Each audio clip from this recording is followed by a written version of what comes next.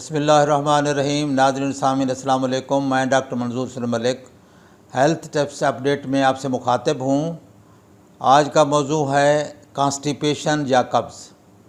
तो कब्ज़ क्या चीज़ है, क्यों हो जाती है, इसके क्या वजूहात हैं और क्या तदाबीर अख्तियार की जाएँ कि कब्ज़ ना हो, और कब्ज़ के मुतालिक क्या क्या गलत फहमियाँ पाई जाती हैं इसके मुतालिक बताया जाएगा। और कौन सी कब्ज़ के मुतालिक ऐसी बीमारियां या इलामात हैं जिसके बाद डॉक्टर को दिखाना ज़रूरी हो जाता है। तो इन मौज़ूआत पे बहस करेंगे। और सबसे पहले तो यह है कि कब्ज़ क्या चीज़ है।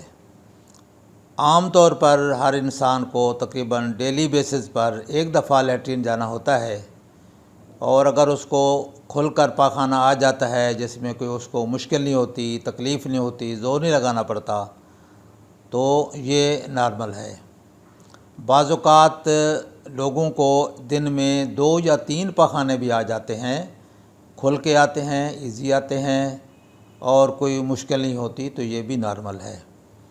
बाज़ लोगों की आदत होती है कि उनको 2 दिन के अंदर पखाना आता है, और अगर वो पखाना खुल के आता है, इजी आता है, कोई तकलीफ़ के साथ नहीं होता और स्टूल भी हार्ड नहीं होते, तो ये भी नॉर्मल हो सकता है। अगर 2 या 3 दिन के बाद पखाना आता है और मुश्किल के साथ आता है, तकलीफ़ के साथ आता है, तो ये कब्ज़ हो सकती है। और डेली आता है लेकिन तकलीफ़ के साथ आता है, तो ये भी कब्ज़ हो सकती है। यानी अगर आपको लैट्रिन का टाइम जो है 10 से 15 मिनट से ज़्यादा लगता है और पखाना हार्ड होता है और तकलीफ़ के साथ आता है, तो ये भी कब्ज़ हो सकती है।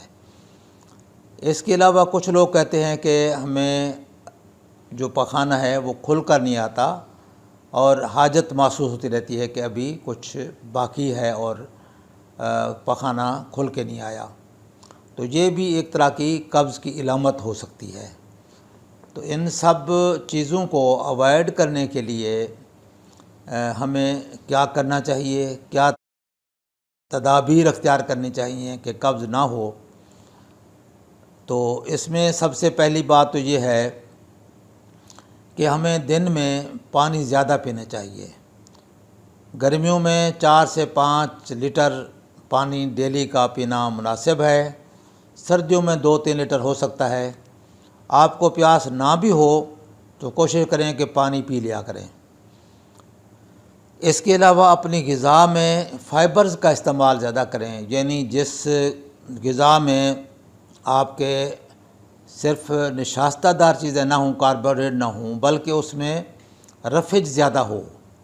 मसलन सब्ज़ियां हैं, फल हैं, तो इनमें आम तौर पर फ़ाइबर ज़्यादा होता है, इसमें रफ़ ज़्यादा होता है, तो वो इस्तेमाल करें। सलाद का इस्तेमाल करें, फलों का इस्तेमाल करें। फलों में ख़ास तौर पर ऐसे सेब है, केला भी इस्तेमाल हो सकता है। इसके अलावा दूसरे तमाम फल जो भी हैं उनमें फ़ाइबर की मिक़दार आम ग़िज़ा से ज़्यादा होती है।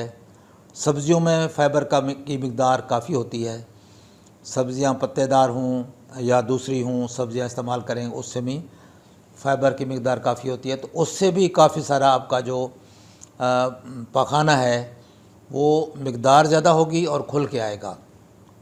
इसके अलावा जो रिफ़ाइंड फूड्स हैं, जिसमें ये हो गया पेस्टो हो गया, या आपके ये डबल रोटी है, मुख्तलिफ़ बेकरी के आइटम्स हैं, उनको इस्तेमाल कम करें। उनसे कब्ज़ आम तौर पर ज़्यादा होती है, तो उनका इस्तेमाल कम करें।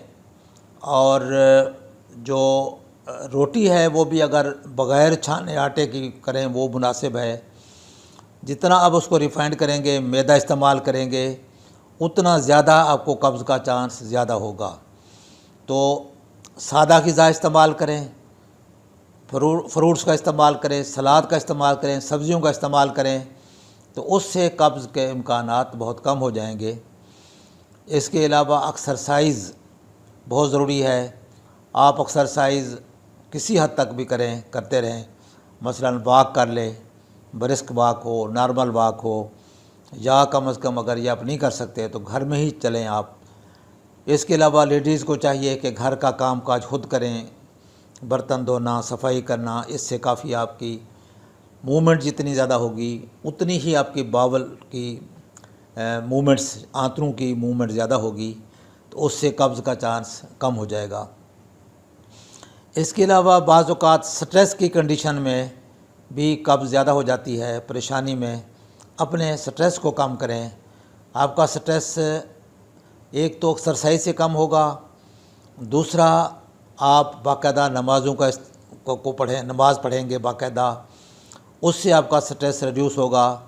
इसके अलावा कोई ज़िक्र अज़कार कर लें तो उससे आपकी जो परेशानी है वो दूर होगी। आप अपने मामलात अल्लाह ताला के हवाले कर देते हैं तो आपका स्ट्रेस रिलीज़ हो जाता है, उससे भी कब्ज़ के होने का चांस कम हो जाएगा।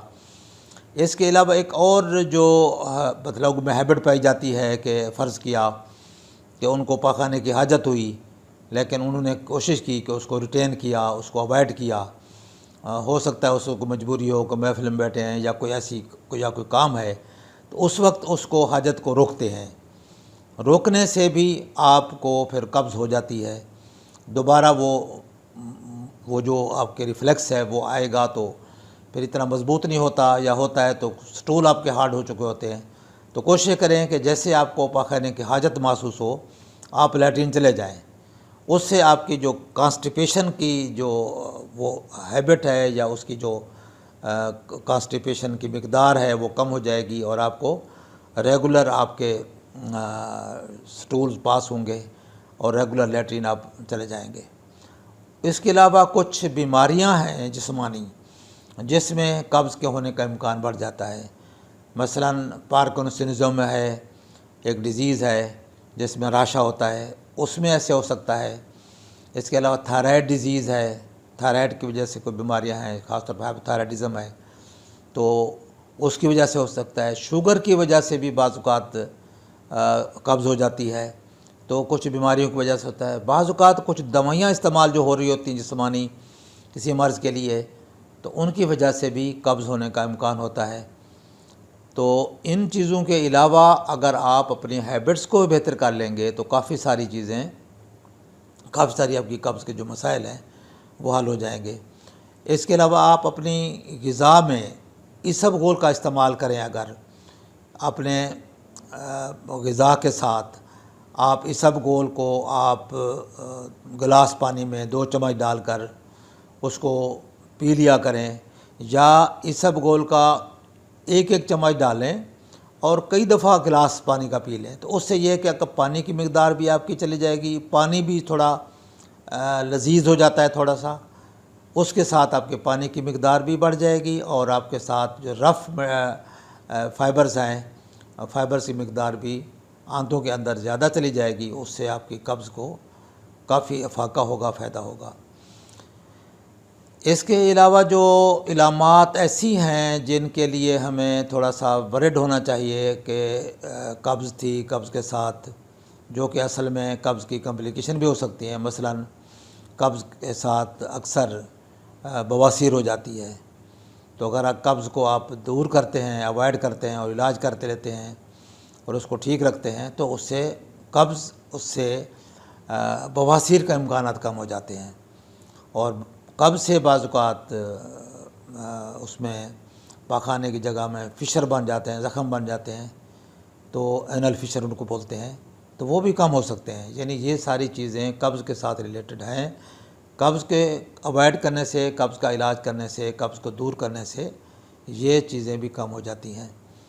बाज़ औक़ात कब्ज़ के साथ आपको पाखाने के साथ ब्लड आना शुरू हो जाता है, तो ब्लड फ्रेश हो या उसमें यानी फ्रेश ना हो ब्लड और उसकी इलामात नज़र आएँ कि ब्लड आ रहा है, तो उस सूरत में भी आपको वरिड होना चाहिए और आपको डॉक्टर से मशवरा करना चाहिए कि ये ब्लड जो है पाखाने के साथ क्यों आ रहा है, ताकि उसकी इन्वेस्टिगेशन करें, मालूम करें। खुदा न खास्ता आंत के अंदर कोई ज़ख़म है या खुदा न खास्ता बाज़ औक़ात कोई कैंसर नुमा कोई चीज़ें होती हैं जिसके वजह से स्टूल के साथ ब्लड आता है, तो उसको इन्वेस्टिगेट करना भी ज़रूरी हो जाता है। इसके अलावा कब्ज़ के साथ होता बाज़ औक़ात ऐसे है कि कब्ज़ हो जाती है, कब्ज़ के बाद फिर डायरिया शुरू हो जाता है और पखाने खुल के आते हैं, जुलाब लग जाते हैं,